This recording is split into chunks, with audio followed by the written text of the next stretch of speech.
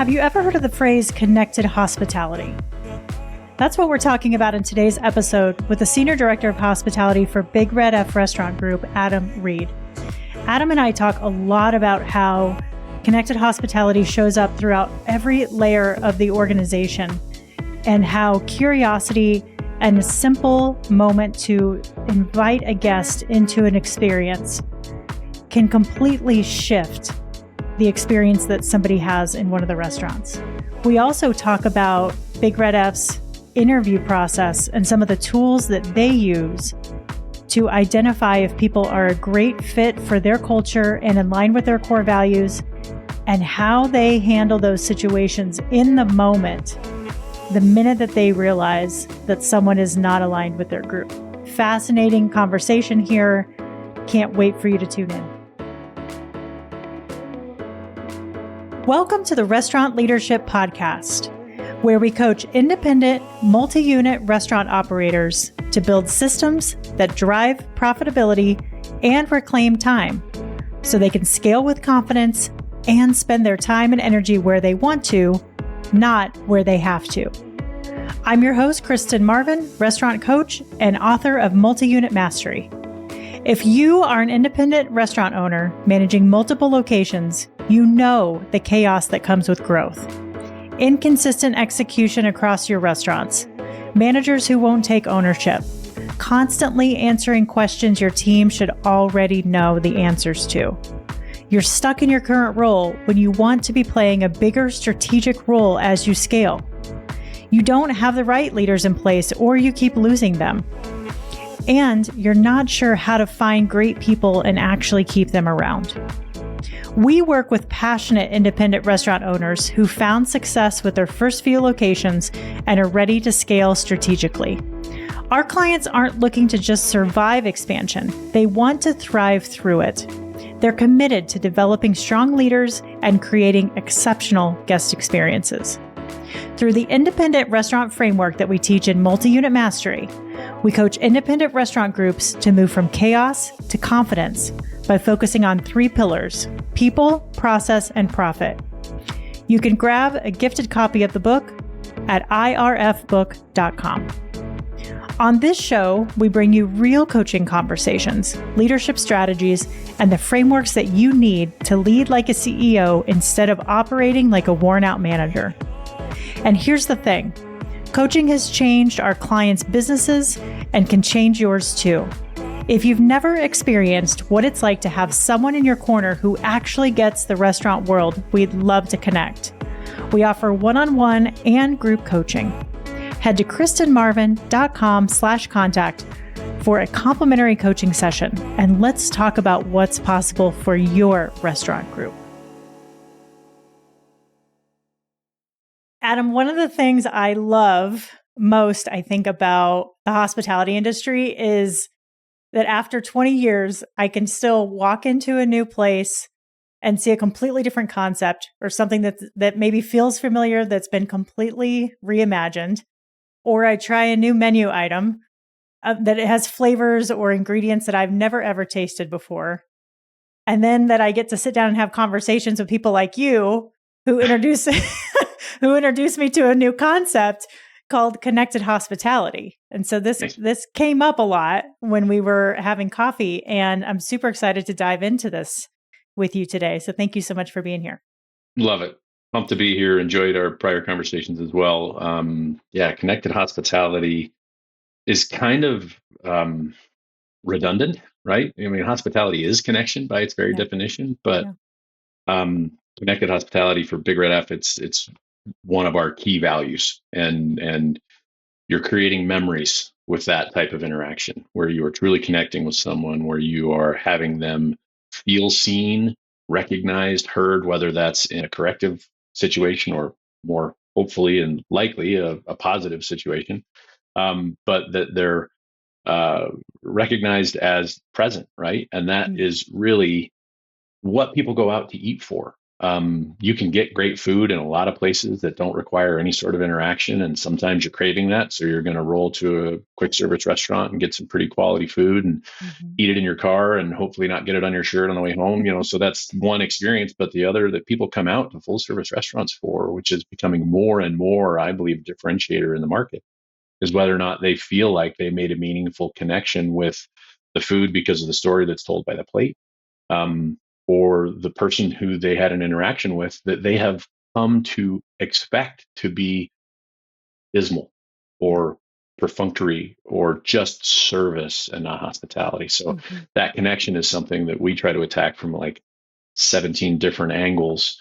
And it's crucial and it's not automatic and it has to be coached and it has to be valued. And it's something that once you get a certain amount of momentum, it does kind of steamroll Yeah. because you start to feel the vibes and the excitement and you get high on the connection yourself. Yeah. So it's that's when the magic really starts to I love it. As you're talking about it more and more and more, your energy's starting to speed up. Like you can tell that you are very connected to this topic. I love happen. that.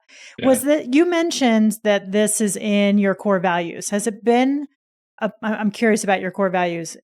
Were they created at the very beginning of Big Red F? Have they changed over time? They've changed over time. They have to change over time. Mm-hmm. It's something that I've been there for a lot of years, and it is something that has to evolve because the business evolves. And it is something that we've always been focused specifically on food. Food is, with a chef-driven, owned restaurant group. Dave was talking about it yesterday at our directors meeting, just flat out. It's like the food is the most important thing because it Mm-hmm. really is. People come out for great food experiences and then it gets all of the bells and whistles surrounding that. Um, but food has always been one of the underpinning pieces. But yeah, this connected service probably in the last 2 to 3 years has really become something that we want to manifest in a different way and be intentional about because we've had some spectacular employees over the decades that we've been open where it's just how they're wired, right? Yeah. And it's exciting to see, their natural gifts be displayed in that way that they could choose to showcase any place else in any other capacity. It's how it would they would be rewarded in the same way. Mm-hmm. But to choose to do it in the hospitality realm and to do it in relation to food and creating food memories and hospitality experiences, it's really cool. So yeah, but I would say it's always been a part of the core values, but it really is connection to our communities, connection to our staff, connection to our guests, connection to Mm-hmm. the plate. Are the things that we really focused on. If we wanted to say there was four sort of impromptu pillars, because the community piece has always been huge. We've always been, a big and deeply involved in charitable organizations Mm-hmm. and functions, and we've basically got about every month or two some big event that we're doing to try to raise money for something. We had Townie Fest last weekend at Post Lafayette, and we've got High West Oyster Fest coming up this fall, and there's just several others that were always a huge feed that we do at Post Boulder. Now used to be at Solo for the Imagine Foundation, where we're feeding, I don't know, 600, 700 people for Yeah. Thanksgiving dinner. So Nice. there's a lot that we get involved in. So that's connected too. How does connection? I'm curious about how connected hospitality kind of flows through the organization. And you're talking a little bit about it in terms of community guest, but I'm curious about the leadership.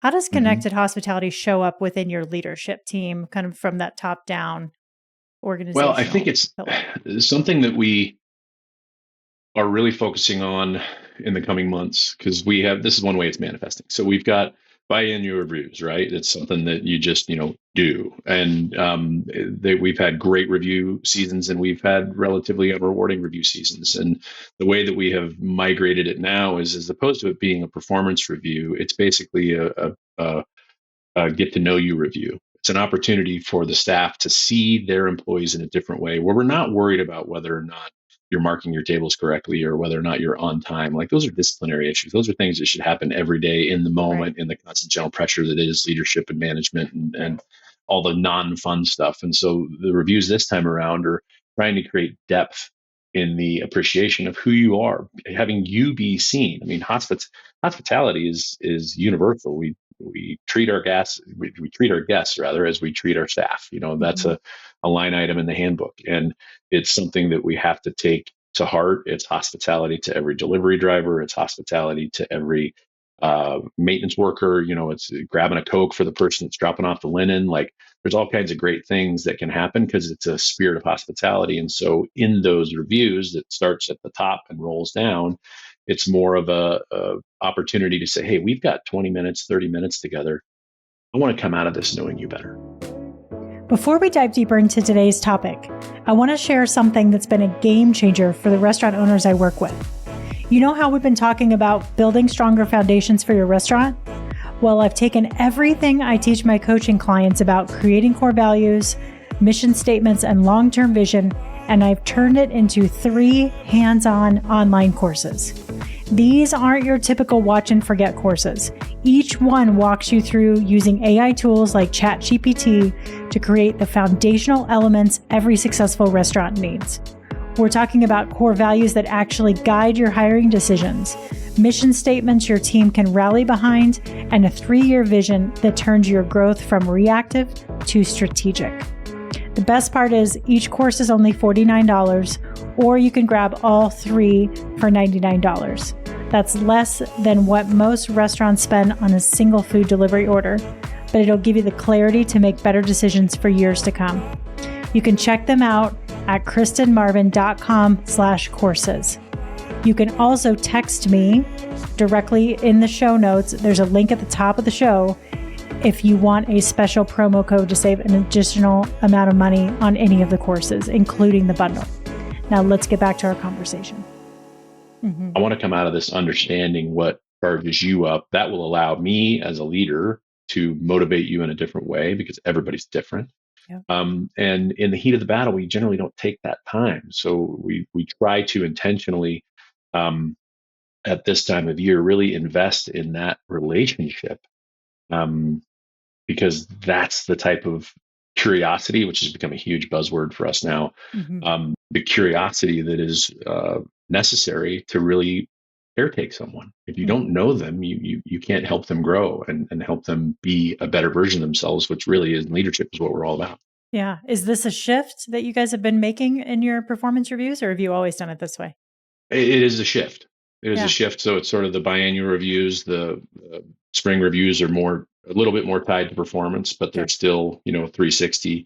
But in the fall, it's more like, hey, we're coming out of the busiest season. We're investing in the people that are not seasonal employees, the people that are sticking around and going to be with us for a while, and heading into a time where, honestly, the holidays are still really busy, but we can invest a little bit more time in the get to know you phase. And, that curiosity topic is something that we're really diving into deeply because, curiosity creates connection. If you don't ask the question, you can't get the answer. You won't even know what the concerns are. And so all too often, especially in some of our workforces, which are, relatively young, maybe it's their first hospitality job, maybe they're a student and they only need this 2 days a week. Maybe they don't necessarily need the money, but, mom or dad said that they absolutely have to do this at least a couple of days, whatever, like their level of investment might be different. But that curiosity is humanity. That is, I want to know you a little bit better. I want to know what you need out of me. I want to know what you expected about this evening. I want to know what your preconceived notions are of what this experience is supposed to be, so that I can morph myself just a little bit to accommodate you. And all too often, especially when you get into the steps of service and things, I'm checking boxes. Just trying to get through the things that I was told by my boss I got to get through. If we do that, we are like a third of the way there. Maybe. That connection piece puts so much more meat on the bone as to what people are going to walk out the door and go, wow, man, that was different. The food in those two experiences could be identical. And they would say, man, the food was great. I'd go back there. Or, man, the food was great. And it was an absolute poor memory. I'm never going to forget that because of this happened or that happened. And there's all kinds of stories that equate to that connection and the way people utilize restaurants as the fabric in their lives that we maybe never know. And we certainly won't ever know if we don't ask the questions. Yeah. Where's this focus of curiosity coming up in the business? Like, why is this a focus for you now? So one of the things, it partially comes out of, honestly, it's born in the steps of service. So we have something that we integrate into separate steps of service we call ping pong, right? So you're going to ask a question, and then your response is going to be adjusted based upon what their answer is. And it can be as simple as, what do you like to drink? It's not sitting down and saying, would you like anything to drink besides water? That's just like, it's an absolute red flag. I know that your hair probably stood up on the back of your neck when I said that. Totally, like, yeah. I think I threw up a little bit in my mouth. Yeah. Exactly. Sorry. So that's not asking a question. That's a statement of, my effort level is low and don't ask me to do anything. Right. Right. And so asking the genuine question, what do you like to drink? What is your favorite type of beverage? Have you ever had X, Y, or Z before? I know you're probably thinking margarita. Have you ever had mezcal before? Like, just the simple pointed question. Oh yeah, I've had mezcal and it's absolutely terrible. I wouldn't dream of it. Okay, well, now we know, right? Yeah. We have a starting point for this conversation. And so it is not a litany of ingredients that we're trying to get to with people, which I think is what a lot of restaurants default to. It's got this beautiful coulis, and it's got this amazing sauce, and it's got these potatoes, and it's got this protein, and it's cooked in this way, blah blah blah blah blah, and it's a cooking show, that we've all learned that presentation. Yeah. Ours is the why behind it. Why is it something you're going to love? What is literally the vibe of the dish? What is this story that's being told? Oh, it's a super homey stew that's going to make you feel like grandma's house, like a little bit more embellishment and eliciting that memory vibe, as opposed to I don't know what a shishito pepper is. It's like, oh, okay, well, if you ever had a roasted green chili, or if you've ever had, just, a Mexican green chili, it's not going to be quite that, but there's a little bit of sweetness. There's, it's not a list of ingredients, because that is mechanical and that is unconnected, and depends on, which is better than it's ever been, but depends on a certain level of food knowledge of the guest. And if they don't have it, now they're feeling like they should know it, and that's not a position we want to put them in. Yeah. So it is born out of portions of the steps of service, but it also is born out of something I'm focused on, sort of as a module of many of the workings that I do with our leaders, because I sort of am in a consultation role with a lot of our leaders in the restaurants, specific to hospitality, things that we call hospitunities. So what is the opportunity for hospitality that you can create that connection? And many of them, it's a table touch, right? Which is, again, that ping pong. Table touches can be super mundane and uninteresting and unspirited, and really just checking a box again. And you get the person who comes by and puts their two fingers on the table and says, "Thanks for everything. We hope you." Yeah. And then they walk away, and they didn't ask a question, what? And you didn't give an answer. Be like, does that guy even work here? Yeah, I don't know who that was. So, us trying to find what is that in, where we can build that connection and have that question asked. And one of my favorite stories of recent was a manager who shared this with all of us, that they went to the table, and there was a gentleman who was wearing a t-shirt, and the t-shirt was two stick figures, and one half of the t-shirt was a stick figure that was all sort of jumbled, like you'd taken a bunch of dice of stick figure body parts and then just throw it out on the table, and then another one that was a stick figure that looked proper.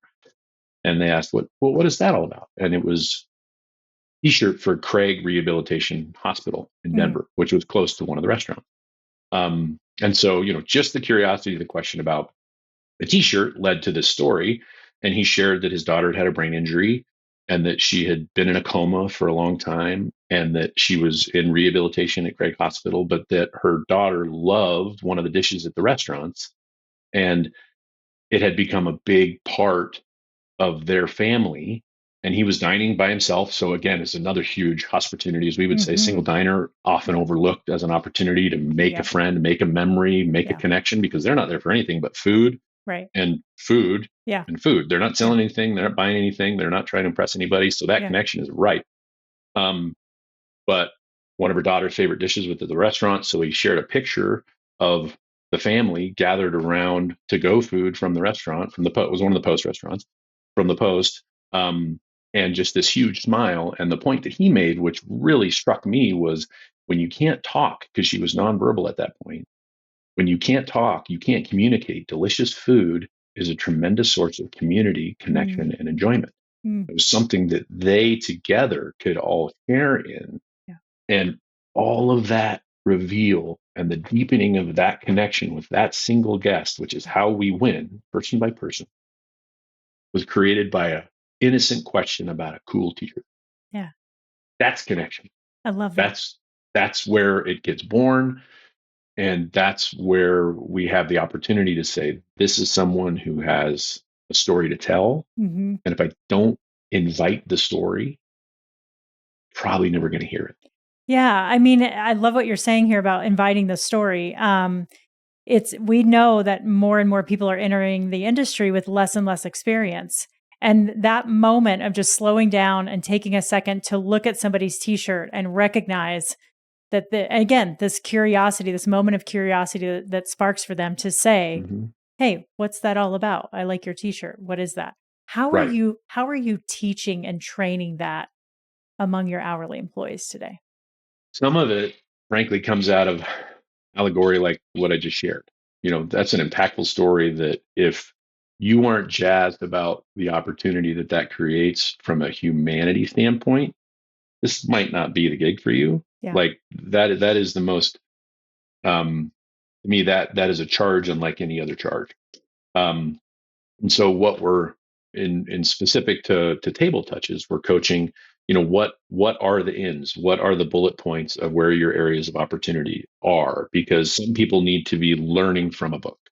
Some people hear that story and they think, well, I'm going to ask every person about their t-shirt. Like, Yeah. well, that's not exactly what we're coaching here, Sure. but It's a that's start. one of them. Yeah, that's one of them. And if Yeah. that works for you, that's Yeah. cool, Yeah. but at least you're asking the question, Yeah. at least you're opening the dialogue. Mm-hmm. And sometimes, you get shut down. Sometimes people don't want to talk to you at all and they don't have any interest in, and that's fine. And we're going to read that. We're going to move on from it.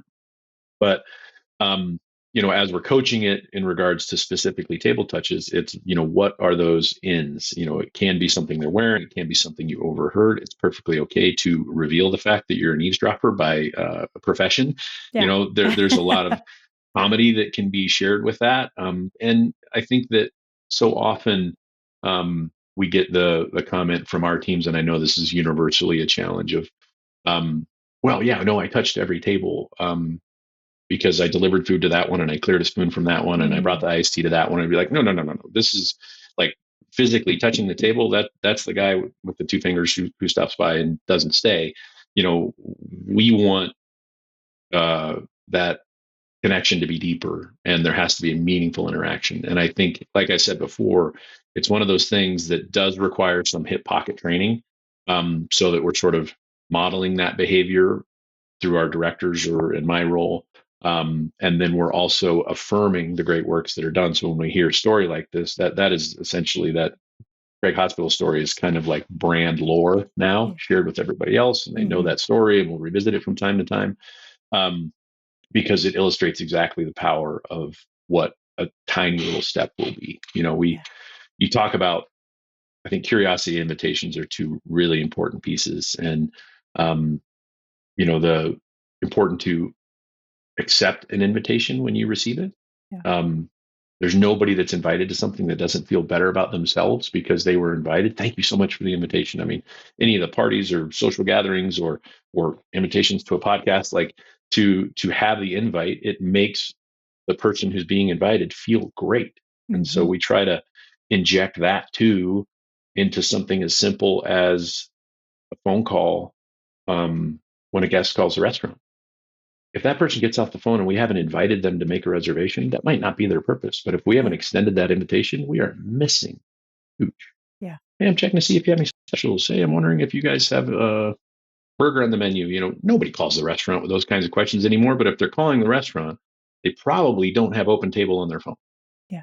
And so as soon as we get them on the horn, can I make a reservation for you tomorrow night? I would love to make you a reservation for you tomorrow night. Can I invite you to join us tomorrow night? Or are you thinking about tonight? What night are you thinking?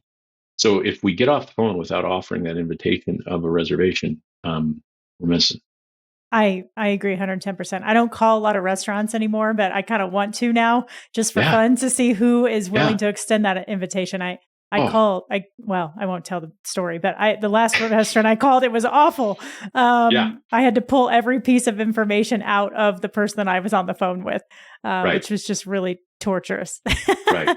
Which speaks to that attitude of curiosity. 100%. Right? Yeah, this person wasn't curious about anything. Nothing. I'm curious about getting off the phone. Getting off the phone. Yeah. That person did not see me as a guest. Right. They saw me as somebody who was interrupting what they were doing during 100%. The shift. Yeah. Which was probably rolling silverware or something that really was not that important. Yeah. How are you identifying that curiosity, that willingness to give an invitation, that connected hospitality? How are you identifying that in candidates during the interview process? That's a great question. So one of our key tools there is interview guide. Mm-hmm.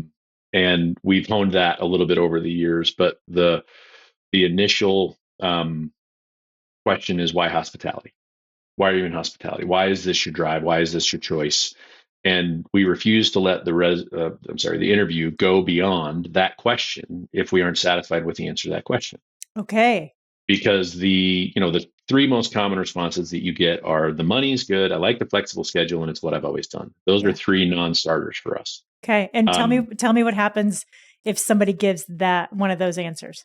So the ideal is if somebody said, well, the response should be, the money is flexible. The money's good, schedule's flexible, it's what I've always done. Well, you deserve to be well compensated in whatever you choose to do. And so I'm going to assume whatever job you work in, the money's going to be good. Your schedule has to fit your life, and it has to fit your life inside and outside of whatever your employment choice is. Mm-hmm. And having done something for a long time doesn't necessarily mean you're really good at it. Yeah.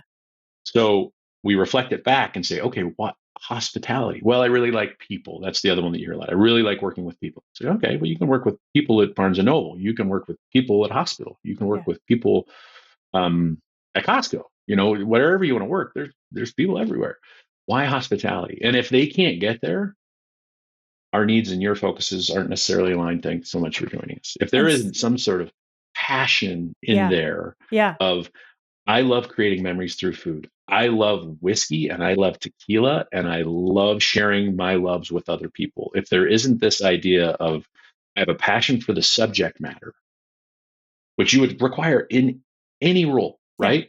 Like, if you're a lawyer, you love to read a lot, right? Like, it's just seeing those libraries, right? If you don't love to read, you're not going to be a lawyer, amongst other things. But if you don't love food, if you don't love drink, if you don't love the idea of creating a hospitality-based memory, then you're not for us. And so we try to weed that out at the start. And there's not a lot of people that are able to fake that. And so that's the first sort of steps, we're looking for social cues that would indicate that you love it. Level of smile, level of eye contact, what are some of those physical body languages. And then we will do in select situations sort of a impromptu exercise. If we get through the interview, we get to the end of it and it's like, it might be last night's special on a little sheet of paper. And I'm going to give this to you, and I want you to take 2 or 3 minutes to study that. And I want you to come and greet the table. And greet the table as if you're my server. And generally, we see 2 responses to that: excitement or trepidation. Yeah. The excitement is, oh, sweet, yes, because they've done that. They know that. This is not a speed bump. I'm not requiring you to do something that's uncomfortable at all if you've done it so much. Or it's like, well, I don't know what these ingredients are, and I don't know what your steps of service are, and I don't know any of this, that, or the other. And like, okay. You might make it, but that's not what I'm hunting for. You're not curious. Yeah, exactly. Yeah, you aren't willing to dive in, because I'm speaking almost specifically of like front of house roles here, but in this last example, but if you have trepidation about greeting a table, what are we talking about? Right. Like you're maybe support staff a bowl.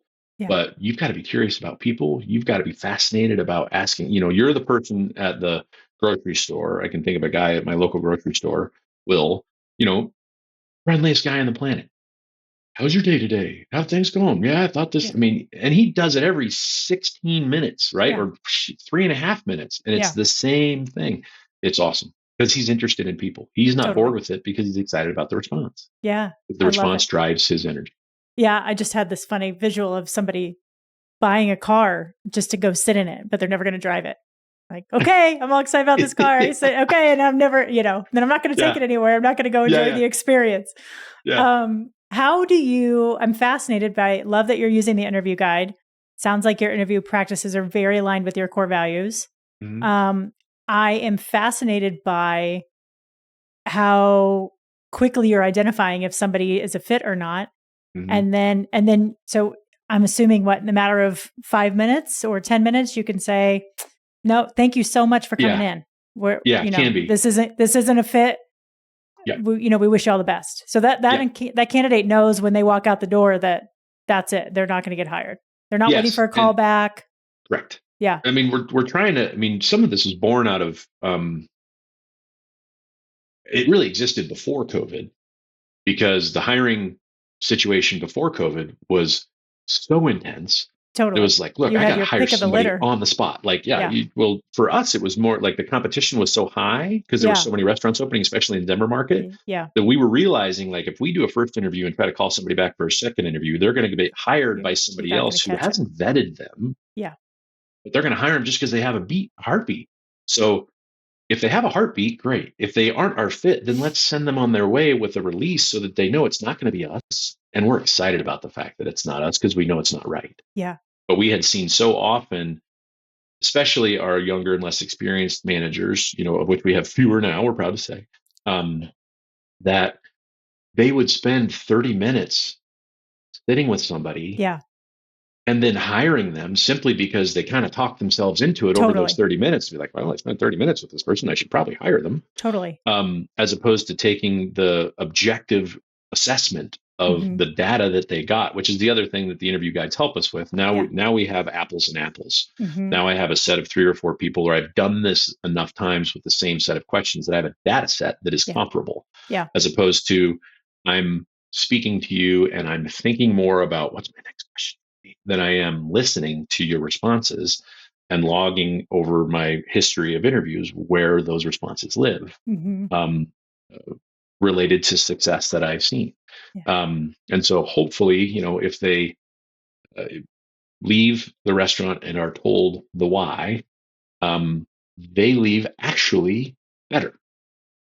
That 6 or 8 minutes that they invested with us, if it's truly that short, like I can think of one that we did, and it ended up being a great training scenario because I was conducting the interview with a couple of new managers. And the gentleman had come in and he had a decent looking resume from mountain towns. But then the resume he brought to the interview wasn't the resume that was online. It had a bunch of real estate and financial services.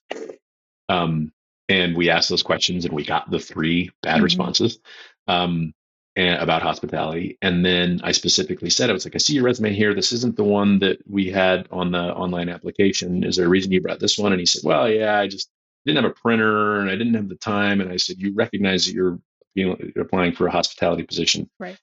This really doesn't feel like the level of investment that we're looking for. And we would expect you to be invested in hospitality if that's where you want to be. If you want to be in banking, that's where you should bring this resume. Sure. Thanks so much. Wish you the best of luck. Feedback. Totally. He grew out of that. Totally.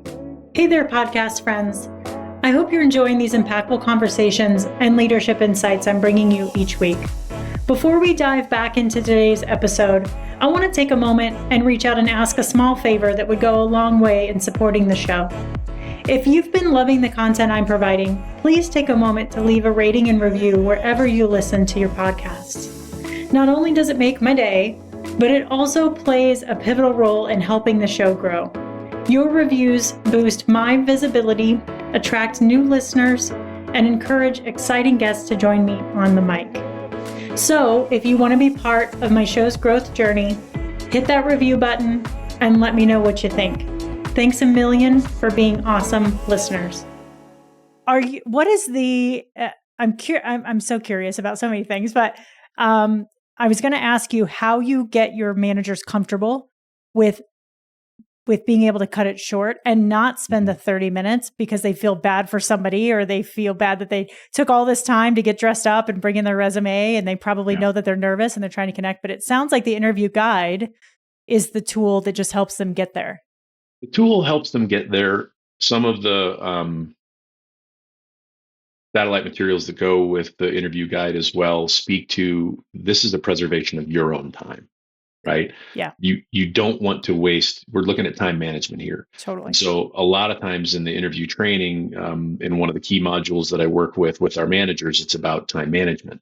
And you need to schedule specific times during the week where you are going to be doing interviews, and the whole team knows you're going to be doing interviews, and they can relate that to people that are walking through the door with or a resume that, like, yeah, come back at 3 o'clock on Thursday, and just make that a priority. Because if we're always hiring, we're never behind, Mm-hmm. never missing out on super high quality people.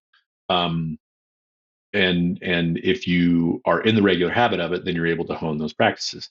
But the real, it's kind of like the table touch. You have to have that aha moment where you're able to say, because you have a self belief and you have a conviction in what you will and won't accept, and you know that this person's behaviors are something you won't accept, and so you let them know. I mean, shoot, it might even be, we've had interviews where it just goes to a really dark place and they use a word or a phrase that's unacceptable, Mm-hmm. and we say, hey, Mm-hmm. I got to stop you right there. Like, the phrase that you just used, that's not aligned with our company culture, and if that's the way you feel about hospitality, then we're just going to respectfully say no, thank you. Yeah. And know that the managers know that they have the right to do that, and that it is the correct thing to do, in that instant moment. So really, it's an emboldening of the managers to say, sometimes shouldn't come as a surprise, but you're the boss. Yeah. You get to decide who gets entrance to your team, who Yeah. you allow through the gate, Yeah. because once you hire them, they're yours. Yeah.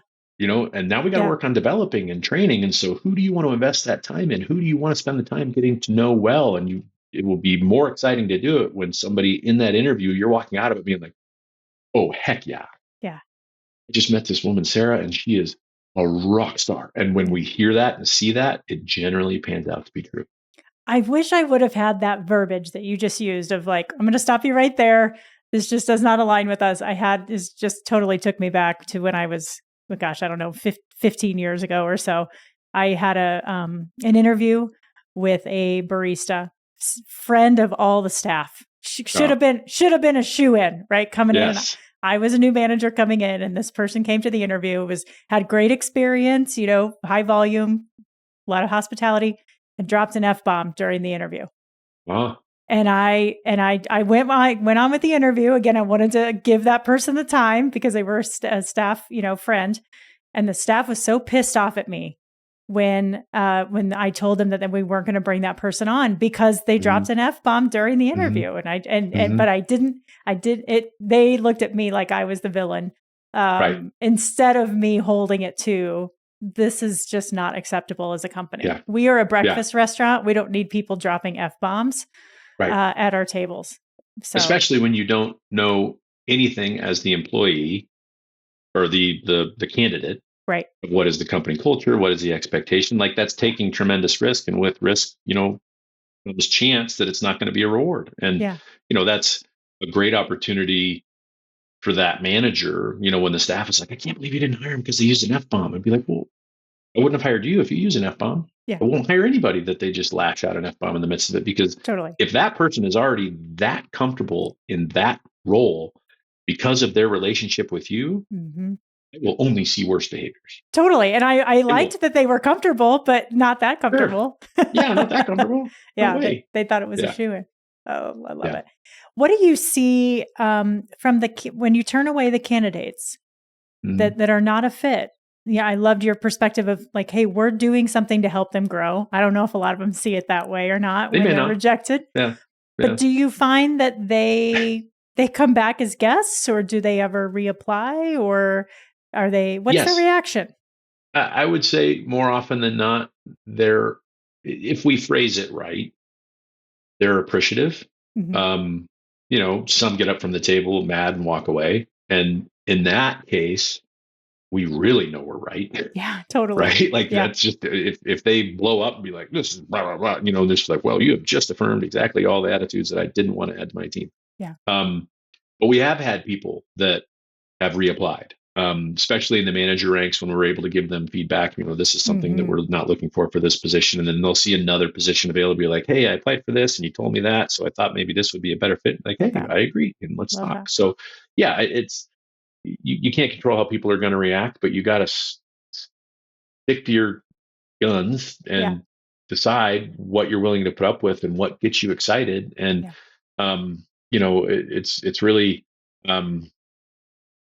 we're there is a hiring for a specific attitudinal fit that's really hard to measure, right? It's kind of like art. It's different for everybody. And you look at it on the wall, and for some people, like, that's just a gobbled mess. And then other people are like, it gives them chills. Yeah. Right. And so there's aspects of that with the fit that you can just feel in hospitality. And yes, some of it is body language and its posture and its confidence and its, their speed of response and whether or not they're smiling and whether or not they're easy in their own skin. And, there's a lot of those things. And some of it has to play out over time. And you can't assess that in the interview. But I think that when you're able to give feedback, it helps you hone your own parameters as to what excellence is continually, 100%. Right? Because it's like the tedious repetition of the simplest movements is what make you great. Yeah. Right. Yeah. And so all of these tiny little things, or constant general pressure, however you want to say it, that's why I'm not personally a believer in, I think we talked about this. This is one of my little mantras. I don't believe in micromanagement. I don't think it exists. Yeah. I think it is a phrase used by those who don't like to be managed, because the little things matter. They're important. Yeah. All the little things. And if you're doing all the little things right, then we're not going to manage those anymore.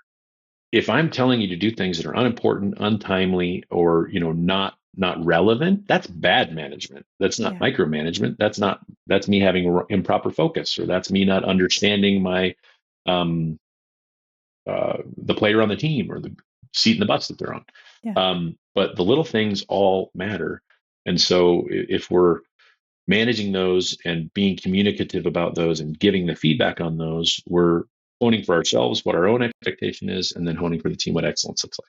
I love it. I love that you're offering that little sample of connected hospitality in the interview process. I've always believed that the candidates that are coming in your doors are guests, right? You have an opportunity to, or when we let somebody go, promote them to a guest, right? Sure, exactly. Yeah. Well, and I mean, this is the dark side of things, but in a disciplinary process, if somebody is exiting our ranks by our own choice and they don't have great intel as to why, that's on us. It's awful. Yeah. That's so unacceptable. That's just totally. At will state whatever you'll say, like it's not quote unquote illegal. It's just bad business. Yeah. 100%. And it's bad leadership and it's bad coaching, because everybody deserves the opportunity to be their best self. That's our job as leaders, and with the assumption of positive intent, that gets called a lot of different things. But, my assumption is that you're doing your best possible job that you can do on this podcast. And I think you're doing an awesome job. And this is as good. Will get better, over time in any one thing. But you as my teammate, if I'm a server and you're a server and you're having an off day, but I'm going to assume that you're doing the best that you possibly can, I'm going to do whatever I can to lift you up, and then I'm going to do better myself. Like living in that space, we've got to own that as leaders in any coaching scenario. And if we've given a billion reminders, or 3 sets of written warnings, or just one stern reminder that this is not okay, and then they still can't shape it up, then we're going to make a change, but they're going to know why, and they're going to leave. And they're honestly, not to go all radical candor on you, but they're going to know we care. Yeah. They're going to know that we're feeling, that we are wanting to feel connected to them. We are wanting them to understand the why behind everything that we do. Yeah. And sometimes that why is why you don't work here anymore.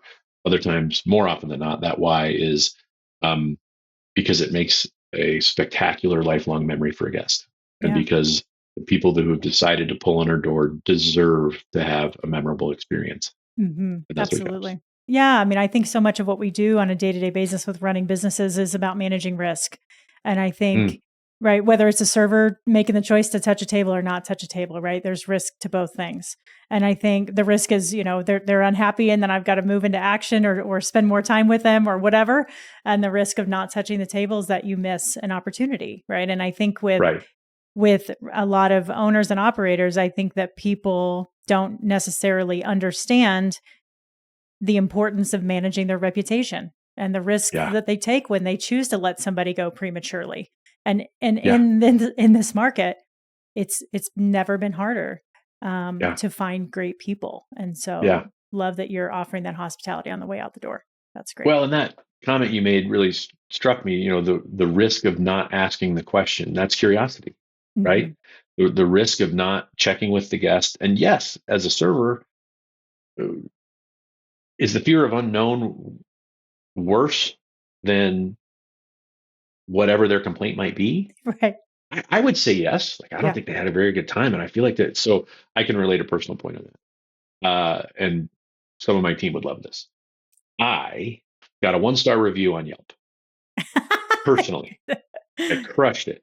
There was a table during a super busy night at one of our restaurants. They came in super late for the reservation. They were a party of 12, but they booked as 3 parties of 4. And then once they got there, they all wanted to sit together. And so it was already embattled at the start. Sure. And I feel like I'm relatively graceful at the table, and we needed to turn the table, and we made all kinds of offers, and they were kind of waning in the time. And I had great rapport with the table, but there was one couple at the table, group of family, and people were in from all over town. I want to say it might have been graduation last year. And I could tell when they left the table, I was like, oh, I might be in trouble with them. And I spoke to them and I apologized to them. And then 16 hours later, boom, 1-star review on Yelp. Manager forced us to leave the table. Like, just all of this mudslinging, which was their perception and was their truth. Yeah. And 100% bought into it. And as soon as I read it, I was like, that's this guy. And so I sent a message to the team and I was like, what a great learning experience. You're not going to nail all of them. Yeah.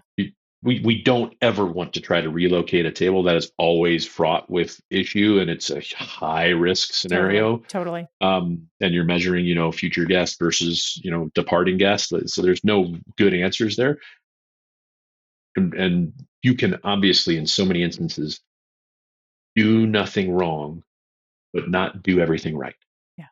And that was one of those great lessons. Yeah. Like, I had to do 16 times over, I might behave exactly the same way. And the outcome might be different. But because I'm listening to that feedback, because I have the realization of how that one ended, I will never do that same thing again. I will grow from it. I will be better.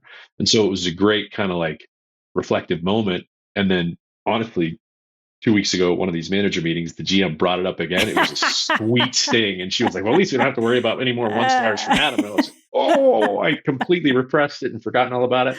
But being able to have that humility and receive that feedback and showcase, like, nobody's perfect. It's not the mistakes you make. It's how you react. It's how you grow. It's how you remedy. You know, it's true in sports. You know, you get beat on a play. What's your next play going to look like? It's true in business. It's true in relationships. You know, how are you going to make it up? And how are you going to grow and improve? I love it. Last question for you, and then I'll let you enjoy your day. I'm already enjoying it. How are you keeping Connected Hospitality top of mind for you so that it can continue to thrive through the organization? I think the same, that one's easy. The same energy that a manager can get from the connection they build with a teammate or the connection they can build with a guest is the same energy that I get from a manager realizing the energy they get, right? I don't know if I said that well, but basically their growth and their development and them coming back and being like, so for instance, we had a secret shop in one of our restaurants 3-4 weeks ago, and a manager that I've been working with, not tremendously, but we've plugged in some of these table touch modalities, and we've talked about the connected service, and we've been really honing our steps of service and then connected service within steps of service. And she has been in the restaurant forever, and she is performing at a super high level, but it is the first time she has titularly been the general manager. And she was all over this secret shop. Greeted at the door, greeted at the bar, interactions with staff members, just this account that the secret shopper gave of this GM's behavior was just like, it was perfection. It was as connected and involved in a service experience, saw them relating to tables, saw them doing table touches, saw them coaching up team members. They came over and there was a bar diner as a part of the secret shop. So I think a managerial visit where there is a a connection, an introduction. Hey, my name is Jada. Her name is Jada. Hey, my name is Jada, and I just wanted to introduce myself. I'm the general manager, but any one of us is here to take care of you. Let us know if you need anything. Thanks so much for joining us. Incredible. And that was at the outset. And that's one of the ends that we've been coaching, just do the quick introduction at the start of the visit. Now you're a known entity. Now, if you need to stop back and check on the food, they're going to know, oh, it's Jada again. That's fantastic. She's going to check on her food. And she crushed it. And so that's how I stay connected. Right? Is that when these things start to manifest and that and then the conversation is just like, oh my gosh, it was such a great shift. And like their excitement, that gets me juiced. So that piece is easy. Good. Yeah. Amazing. Adam, thank you so much. This was a tremendous conversation. I think we could have talked all day. I still have many, many more questions for you. So I'll be reaching out for coffee again. I would love that, Kristen. Thank you so much for the opportunity. It's been awesome. Appreciate your time. We're going to wrap it up. That's going to do it for us this week, everybody. Please share this episode with anybody that you know in the hospitality industry that could benefit from learning more about connected hospitality. And we'll talk to you soon.